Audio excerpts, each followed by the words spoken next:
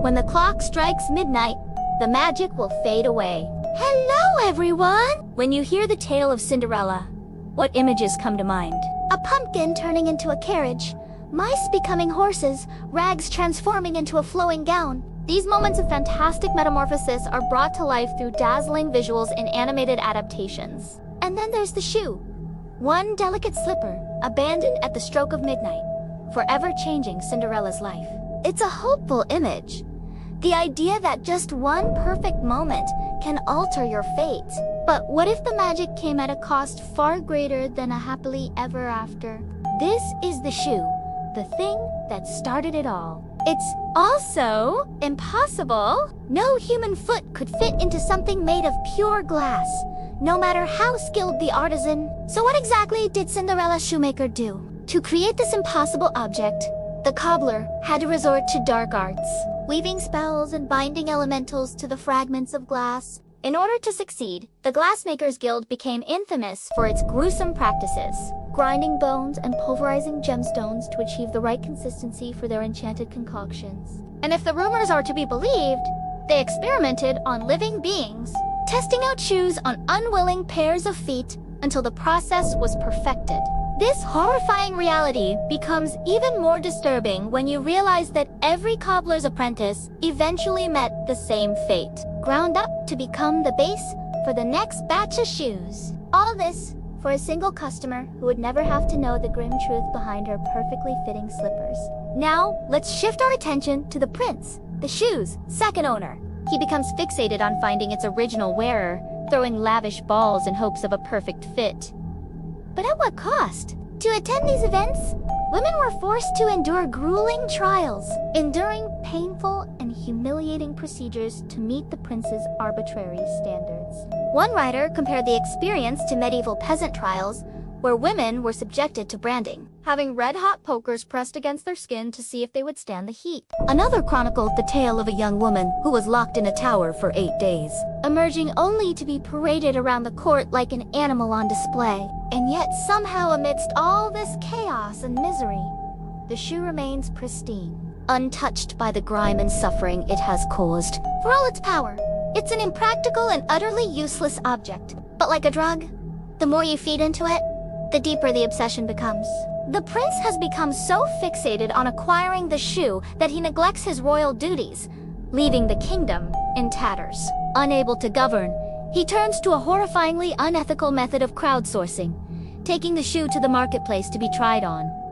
And finally, against all odds, it fits. The cheers of the crowd echo through the square as the long-suffering princess takes her first faltering steps in the impossible shoe, her reward for surviving the ordeal. A chance to trade one gilded cage for another. Now, imagine being Cinderella. You've endured years of abuse at the hands of your stepfamily, working as a servant while they enjoyed the fruits of your labor. Then comes the invitation to the ball, a brief reprieve from your miserable existence. A night when you can escape into a fantasy world and feel like a princess. But now, that fantasy is slipping away, replaced by the sobering reality of a new set of constraints.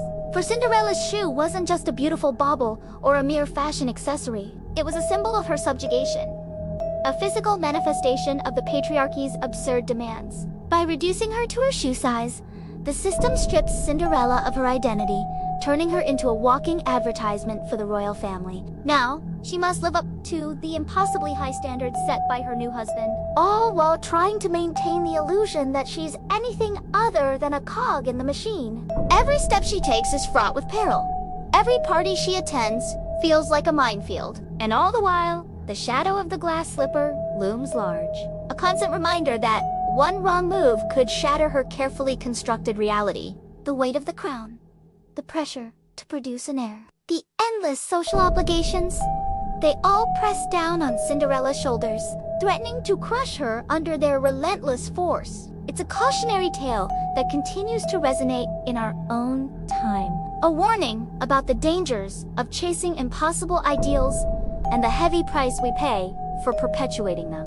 In our own modern world, we're all too familiar with the allure of the impossible shoe.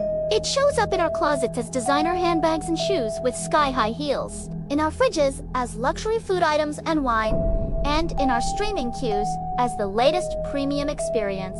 How often do we find ourselves mesmerized by the unattainable, lured by the promise of an elevated lifestyle that est just within our grasp if only we could afford it? And when we finally get our hands on that elusive prize, do we really own it, or does it own us? Just like Cinderella's shoe, these luxury items come with a hidden price tag, one that's rarely displayed on store shelves or listed in online catalogs. Instead, it's written in the fine print of our credit card statements, tallied up in the toll on our mental health and reflected in the exhaustion of those whose labor made the whole thing possible. We may think we're buying into a dream, but in reality, we're just another cog in the machine. And the more we feed the system, the more it grows, perpetuating itself through our endless desire for the next big thing. Until we wake up and realize that the slippers we're chasing are made of glass. What are your thoughts on today's topic?